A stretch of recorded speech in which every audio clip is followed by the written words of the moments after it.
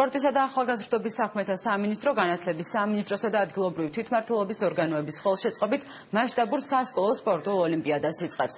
პროექტის სპონსორი კომპანია ბორჯომია. ოლიმპიურ შეჯიბრებებში 11 ქალაქი ჩაერთვება. სასკოლო გუნდები ერთმანეთს სპორტის 4 სახეობაში: კალათბურთში, მაგიდის ჩოგბურთში, ფეხბურთსა და მძლეოსნობაში შეეჯიბრებიან. არა მხოლოდ სპორტის ხელშეწყობა, არამედ ზოგადად ჯანსაღი ცხოვრების წესის პოპულარიზაცია და სამრევლო ჯამში დანერგვა.